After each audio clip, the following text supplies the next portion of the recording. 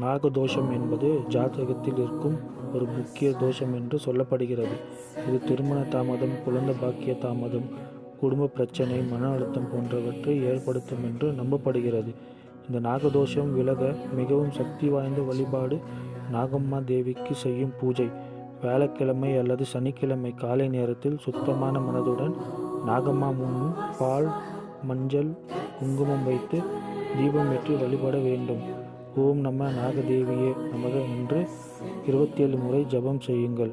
அதோடு பாம்பு சிலை அல்லது நாகர் சிலைக்கு பால் அபிஷேகம் செய்வது மிகவும் புண்ணியமாகும். பிரத்யோக ராகு காலத்தில் இந்த பூஜை செய்தால் நாகதோஷம் தாக்கம் குறையும் என்று சாஸ்திரம் கூறுகிறது.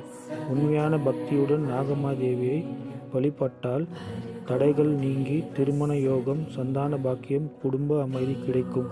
நம்பிக்கையுடன் வழிபடுங்கள். நாகம்மா அருள் உங்கள் வாழ்க்கையை மாற்றும்.